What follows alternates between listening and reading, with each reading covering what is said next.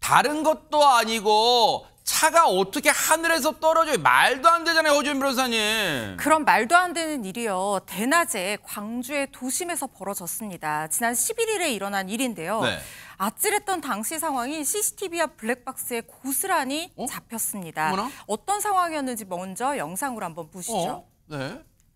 배낭을 맨 남성이 길을 걷고 있는데요. 그 순간 보세요. 갑자기 툭 하고 뭔가 떨어집니다. 어머머! 바로 차량입니다. 대체 어디서 이 차량이 갑자기 나타난 건가 싶은데 인근 주차타워에서 포착된 다른 모습에서의 장면이 있거든요. 네.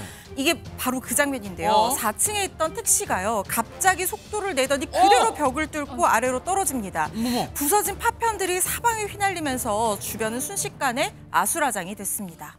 와, 이거 보고도 믿기지가 않아요. 근데 저 차량이 떨어지는 순간을 목격하셨던 분 얘기 좀 들어보시고 이어가 보도록 하겠습니다. 장사 준비하려고 가게 안에 있었는데 갑자기 번개 치는 것처럼 꽝꽝 하고 소리가 나길래 뭐지 하고 순간 앞을 봤는데 창문에서 차가 떨어지는 게 보였어요. 그리고 나머지 판넬이랑 이것저것 다 떨어져서 순간적으로 나가면서 바로 119 신고를 했고요. 에어백이 다 터져 있어가지고 이제 문을 열어보려고 했는데 안 열렸어요. 그래서 어쩔 수 없이 기다리고 있는 와중에 119에서도 오고. 세상에 누가 하늘에서 차가 떨어질 거라고 상상이나 하겠어. 그리고 세상에 진짜 하늘이 도하네. 그 사이에 행인분이 안 계셨기 천만다행이네 진짜. 예, 저 보고도 믿기지 않는 저 사고로 정말 천만다행이라는 말이 딱 맞아 떨어졌는데요. 네. 영상에 공개된 차량이 출항하기 직전에 주차타워 인근 길을 지나던 남성에 대해서 걱정의 목소리가 있었잖아요. 네. 근데 다행히 그 남성분이 아주 간발의 차이로 와, 사고 현장에서 진짜. 비껴나가서 사고를 당하지 와. 않았고요. 또 확 떨어졌던 택시, 무려 4층에서 떨어졌잖아요. 네. 저분은 다행히 에어백이 목숨을 구하셔서 생명의 지장은 없는 것으로 알려졌습니다.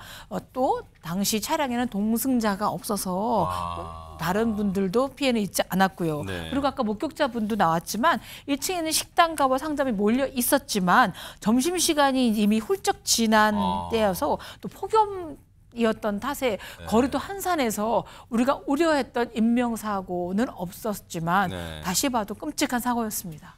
지금 택시기사분도 다행히 진짜 경상, 이것도 하늘이 도운 거예요. 네. 저렇게 4층 높이인가요? 저 주차타워에서 떨어졌는데도 거꾸로 곤두박질을 쳤는데도 지금 경상에 그쳤다는 거 진짜 천우신조다 이런 생각이 드는데, 근데 박성배 변호사님 이 영상 보신 분들은 뭐 여러 가지 면에서 놀라셨을 거예요. 차가 일단 주차타워에서 떨어진 것도 놀랍지만, 근데 보세요. 주차타워 외벽이 저렇게 약한 구조물이에요? 생각보다 약한 구조물 같습니다. 특히 오래된 주차 타워일수록 외벽도 약하고 진입 공간도 상당히 좁을 뿐만 아니라 급커브가 이어지는 경우가 상당히 많습니다. 아하. 이럴수록 속도를 더 줄여야 사고가 발생하지 않습니다. 네. 아마 택시기사가 일시적으로 부주의했던 것으로 보이는데 사고 당시 택시기사는 음주도 무면허 상태도 아니었고 급발진을 주장하지도 않았다고 합니다. 일단 경찰은 이 택시기사가 주차 타워를 내려오는 와중에 커브를 돌다가 부주의로 사고를 낸 것으로 보고 정확한 경위를 조사하고 있습니다. 차제에 이제 저 영상 앞서 이제 뭐 지금 다행히 길 가신 아래에 있던 행인분도 진짜 간발의 차로 위기를 모면하셨고, 그리고 택시 기사님도 경상에 그쳤으니 일단 천만다행이고요. 차제에 아까 말씀드렸죠. 주차 타워 외벽도, 왜냐하면 이런 일이 일어나지 말란 법 없잖아요. 지금 영상으로 다 증명됐잖아요. 그러면 주차 타워 외벽도 더 튼튼하고 안전하게 뭔가 규정을, 지금까지 규정이 미비했다면 그 규정도 좀 강하게 보완해야 되지 않을까 그런 생각해 봅니다.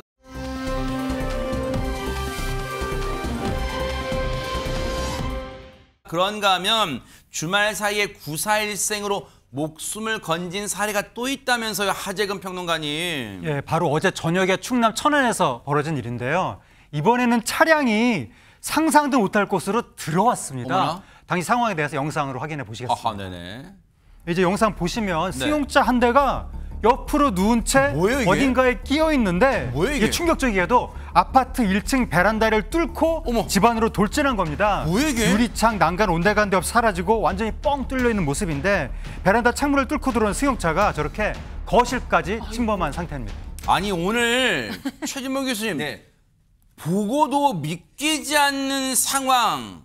아까 해외 상황도 마찬가지지만 지금 국내에서 지금 보고도 믿기지 않는 상황 왜 이렇게 많아요, 그러니까요. 지금? 근데 저 황당한 건 잘 보시면 저 장면에서 차량이 들어간 베란다 쪽에 길이 없어요. 그러니까요. 도로가 없고 그냥 언덕처럼 생겼잖아요. 네. 그러니까 이 도로도 없는 곳에 베란다를 뚫고 지금 저 장면은 도로가 안 보이잖아요. 와. 저 위쪽에 도로가 있었던 거예요. 아. 도로를 달리던 차량이 잘못 들어와서 울타리를 뚫고 내려와 가지고 1층에 있는 집에 지금 베란다 쪽으로 들어온 거예요. 어머나, 어머나. 상상할 수 없는 일이 벌어졌는데 네. 저 안에 계신 분은 얼마나 황당하겠습니까? 아, 사람이 있었던 거예요? 사람이 있었던 거예요. 그래서 유리창 일부, 외벽 일부가 부서졌고 차량은 당연히 부서졌고요. 당시 집안에 사람이 있었지만 큰 인명피해는 없었어요. 다행히도.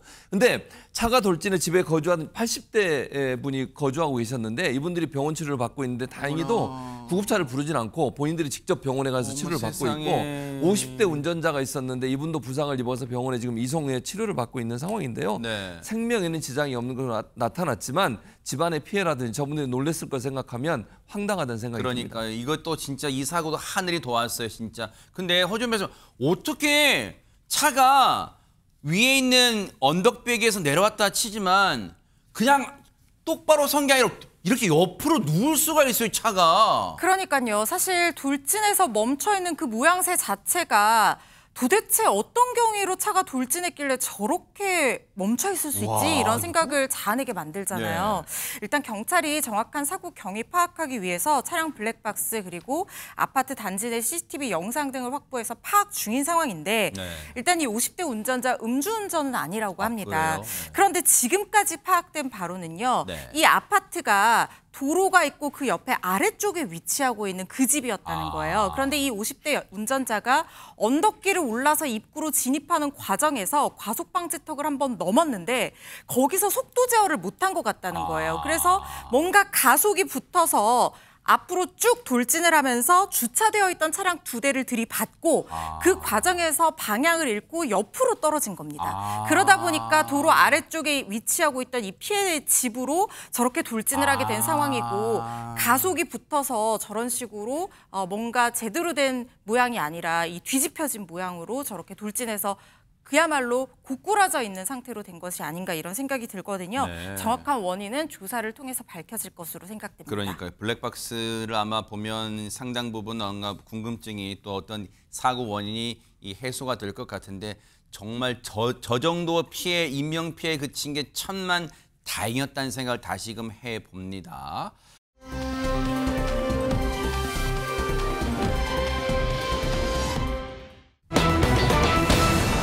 에이? 아니 다짜고짜 남의 집 이 현관문에 발차기 뻥한 거 보니까 발차기 같은데 왜 한 거예요, 하재근 평론가님? 이게 뭐 어느 아이들의 장난이 아니라 지난 4월 21일 저녁 6시쯤에 대구 달성군에서 벌어졌던 일입니다. 네. 한 남성이 어느 집으로 막 달려가서 대문을 발로 뻥 찼다는 겁니다. 어머나. 당시 누가 왜 그런 짓을 한 건지 영상으로 확인해 보시겠습니다. 네네. 여기 영상에 보시면 이제 평범한 주택가의 한 주택에서 연기가 피어오르기 시작합니다.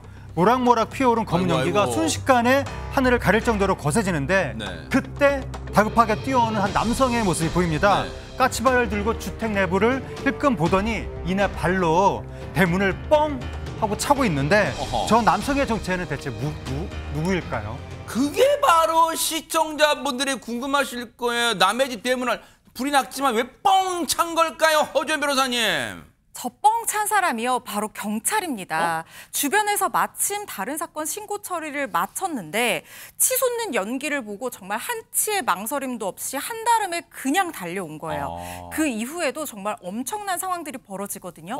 어떤 활약이 있었는지 영상으로 보시죠. 하하, 네네. 지금 내부 확인한 경찰이요. 혹여나 놓친 사람은 없는지 이리저리 둘러보면서 재차 수색합니다. 곧이어 소방이 도착했는데도 불길이 멈출 줄 모르는 어머나나나. 모습인데요. 그런데 이 경찰 갑자기 건물에 인근 한 건물로 향합니다. 네. 그리고 건물에 있던 학생들을 저렇게 대피를 시키고요. 아하. 거동이 불편한 시민은 어떻게 했냐면요. 어머나. 저렇게 업고 등에 업고 내려왔습니다. 세상에. 정말 감동적인 모습인데요. 시민의 안전을 위해서 최선을 다하는 경찰의 모습이 고스란히 담겨 있습니다. 아니 진짜 슈퍼맨 영화 보면 그 피해자가 어떤 상황 닥칠 때 정말 저기서 저 멀리서 갑자기 빛의 속도 달려오잖아. 막 딱 그런 상황 같아요. 그 얘기 직접 들어보시고 이어가 보도록 하겠습니다.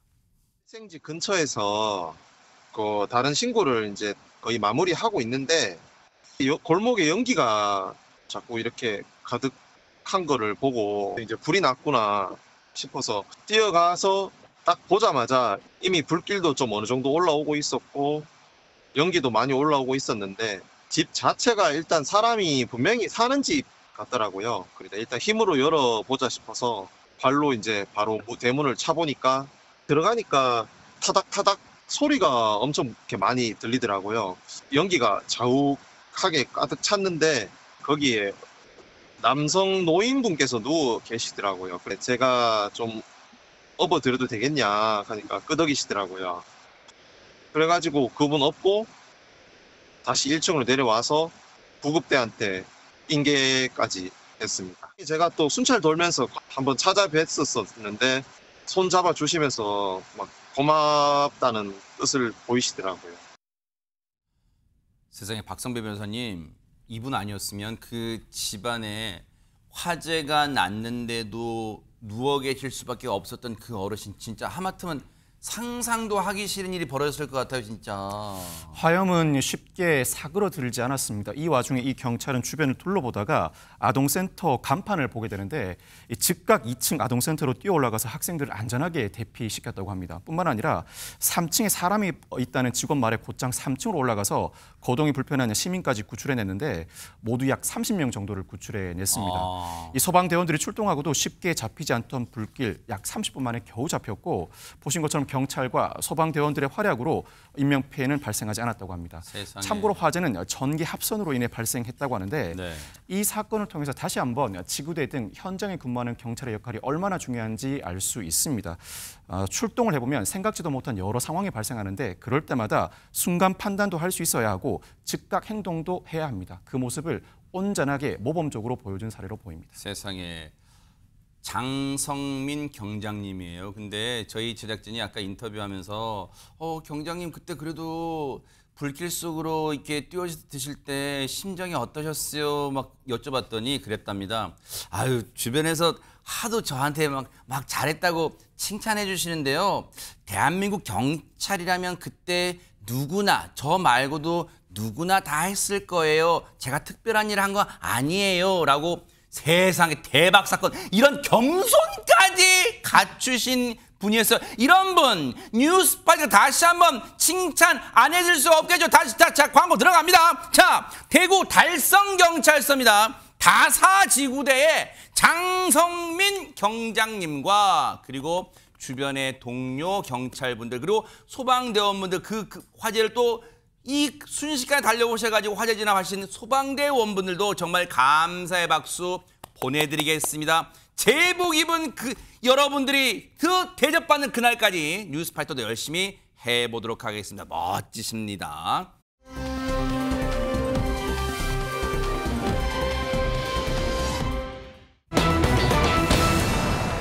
야, 어제요 진짜 난리가 났다 해도 과언이 아닐까. 진짜 수많은 스타들이 총출동한 이곳이 있습니다. 하재근 평론가님. 예, 어제 그 코미디언 김준호 씨하고 김지민 씨 커플이 드디어 결혼식을 올렸습니다. 드디어. 왠지 이미 결혼식 했을 것 같은 느낌이 너무 익숙해서. 근데 네. 의외로 아직까지 결혼식을 안 올렸었고 어제 이제 올린 겁니다. 네. 그래서 사회를 이상민 씨가 보고 축가 거미 변진 접시 거기다 하객이 유재석, 이영자, 신봉선, 김준현, 박성광 등등 1,200여 명이 대박 사건. 연예인 1,200여 연예인 명이 1,200 개그맨들을 중심으로 와. 운집했다고 합니다. 완전히 네. 개그맨 잔치 같은 느낌이었는데 네. 또 이제 결혼식에서 보통 많이 주목을 받는 게 신부 입장하는 모습이잖아요. 네. 이번 결혼식 때 신부 입장하는 모습이 아주 특별했다고 합니다. 네. 그 모습 영상으로 보시겠습니다. 네네.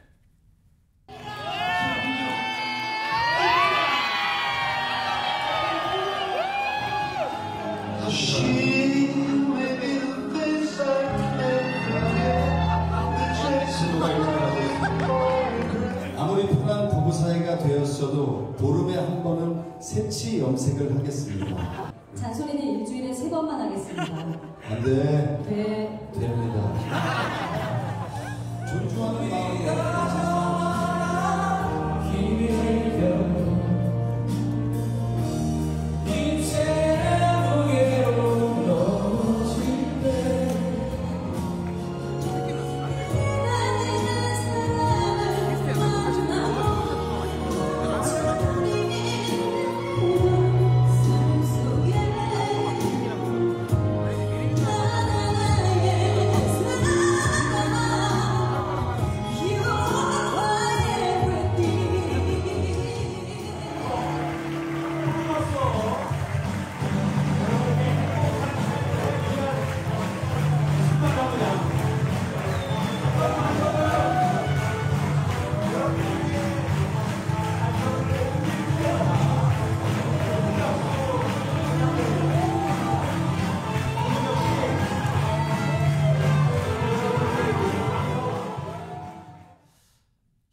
아니 근데 김준호 씨, 그러니까 신랑 신부 주인공이니까 신랑 신부가 눈에 띄긴 하지만 김준호 씨와 김지민 씨. 근데 진짜 와 하객분들도 쟁쟁한 네로라는 대한민국 스타분들이 모이셔서 그런지 주변 영상 보니까 영상 안에 주변 분들한테 눈이 막 갈 수밖에 없었는데 허지원 변호사님 대박 사건이면 진짜. 그러니까요. 저도 지인분들이 지금 이 갔던 영상들을 계속 올리더라고요. 그래요? SNS에. 네.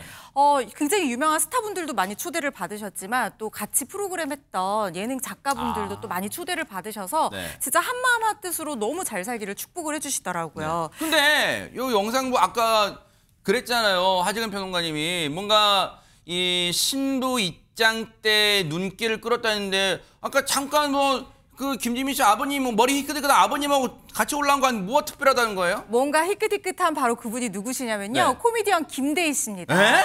그 많은 네로라 하는 하객들 중에서도 눈길을 정말 사로잡을 수밖에 없었던 분인데 김대희 씨 하면 다들 아시는 것처럼 유행어 밥 먹자 이걸로 네. 유명하시잖아요. 그죠? 이걸 가지고 꼰대이라는 이름의 유튜브 활동도 하고 있는데요. 어허. 이게 약간 그 꼰대라고 해서 소위 좀 경직된 사고방식을 하는 분들 캐릭터를 컨셉으로 잡은 거예요. 부캐릭터인 거예요. 그래서 사실은 74년생 51세지만 이 꼰대이 캐릭터는 10살이나 많은 환갑이 넘은 인물이거든요.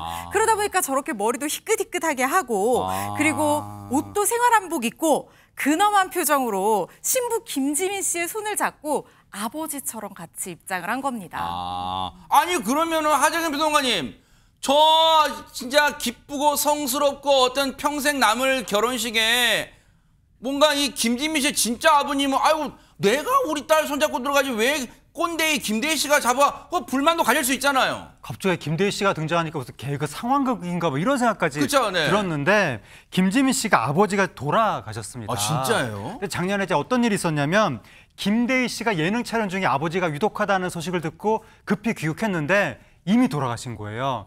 그래서 귀국하자마자 이제 장례식을 치렀는데 그때 김지민 씨가 조문을 와서 밤새 같이 있어줬다고 합니다. 네. 그러면서 그때 김지민 씨가 뭐라고 그랬냐면 이제 본인도 아버지가 먼저 돌아가셨으니까 나중에 이제 김준호 씨랑 결혼하게 되면 꼰대이가 아버지 대신에 내 손 붙잡고 입장해 줬으면 좋겠다. 세상에. 그 얘기를 했다는 거예요. 당시에 두 사람이 손을 붙들고 막 울었다고 하는데 네. 그 약속을 김대희 씨가 어제 지켜줬던 겁니다. 야, 아니 박성배 변호사님 이런 이게 그냥 인사치레로 한 말이 아니라 이걸 진짜 약속을 지킨다는 게 진짜 두 분이 꼭 진짜 완전 절친이네요, 진짜. 많은 분들이 아시는 것처럼 김대희 씨는 김준호 씨의 개그 짝꿍이기도 하죠. 네. 사실 김대희 씨 아버지가 위독하다는 연락을 해외에서 받았을 때 같이 촬영 중이던 사람이 바로 김준호 씨였습니다. 이 연락을 받고 김대희 씨는 급히 귀국을 했지만 김준호 씨는 촬영을 마쳐야 하니 한국에 돌아오지를 못했습니다. 김준호 씨 입장에서는 불가피하게 가장 친한 동료 부친상임에도 불구하고 장례식에 못 가본 겁니다. 그래서 당시에 김준호 씨가 김지민 씨에게 나 대신 가서 위로를 해달라고 부탁을 했더랍니다. 코미디언들 우정이 얼마나 돈독한지 다시 한번 확인할 수 있는 대목인데 사실 많은 분들이 이 결혼식 장면을 보기 위해서 꽤 오래 기다렸습니다. 두 사람의 열애 소식이 전해진 게 2022년이니까 그때부터 3년이 지났거든요. 그래서 이런 반응도 나온다고 하는데 왜요? 당사자들도 잘 알고 있답니다. 예전에 김지민 씨가 어떤 얘기를 했냐. 계속 결혼하니까 우리 결혼이 이제 국민들에게 피로감을 주는 것 같다. 미안하기도 하고 민폐 같기도 하고 빨리 결혼하겠다라고 언급한 바가 있습니다. 에이, 아니에요. 괜한 걱정이세요. 정말로 두 분이 그 누구보다 축복받아야 할 분이고 또 축복받아야 할 날인데 무슨 민폐고 그렇게 생각하시면 정말 요만큼도 안 계실 것 같은데 이왕 또 결혼식 모습 봤으니까 결혼 준비 과정도 어땠을지 궁금한데요. 같이 한번 보시고 이어가 보도록 하겠습니다.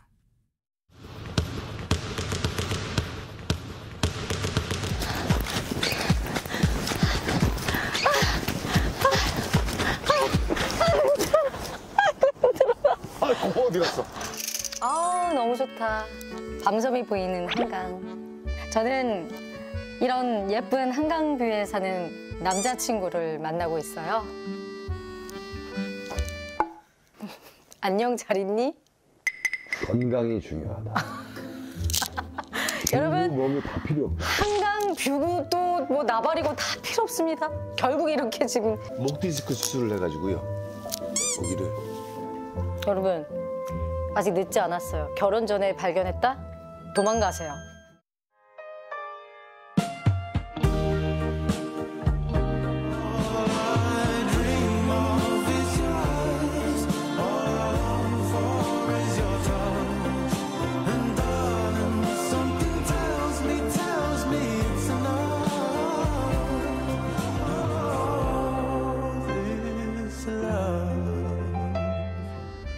차이가 너무 나지 않아? 크기가? 머리카락이 차이 많이 나지?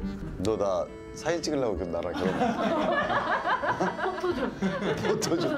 포토존.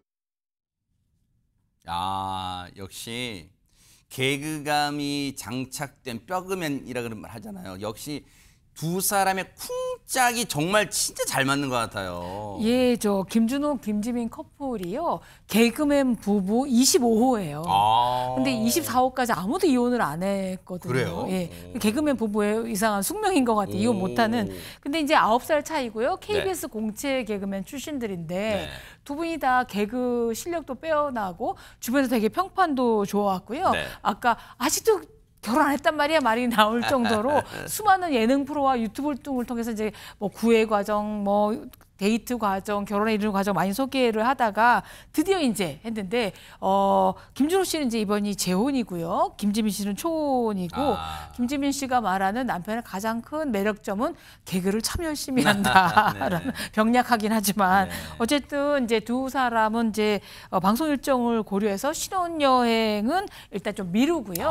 아까 바깥 한강이 보이는 강남 아파트에서 여유로운 신혼생활을 즐기기로 했답니다. 네.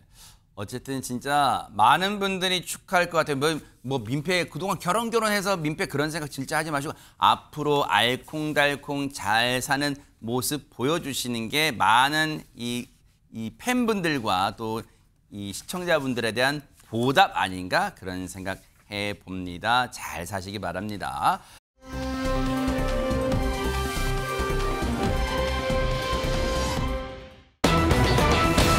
정말 경악스러운 사건이 벌어졌습니다. 하재근 평론가님. 네, 지난 11일에 그 경기도 김포시 하성면에서 한 60대 여성이 아무 말도 없이 직장 출근을 하지 않았습니다. 그래서 직장 동료가 어떻게 된 일인지 궁금해서 그 여성의 집으로 찾아가 봤는데 문 앞에서 혈흔 자국을 발견한 거예요. 세상에. 그래서 바로 경찰에 신고를 했는데 경찰이 출동해서 집 안에 들어가 보니까 집안 곳곳에서 혈흔이 발견됐다고 합니다. 어머나 세상에 벌써부터 소름이 끼치는데 대체 무슨 일이 있었던 걸까요? 집안에서 허준 변호사님. 이 집은 살해 현장이었습니다. 집안을 수색하던 경찰이요. 방 안에서 흉기에 공격당해 사망해 있는 70대 남성 그리고 30대 남성을 발견을 했고요. 세상에. 부엌에서는 회사에 출근하지 않았던 바로 그 60대 여성을 발견했습니다. 역시 흉기 공격을 당해서 사망한 상태였는데 더 충격적인 것은 세 신 모두 이미 사후 강직이 시작된 상태. 그러니까 2시간에서 10시간 정도 지난 상태였다는 거예요.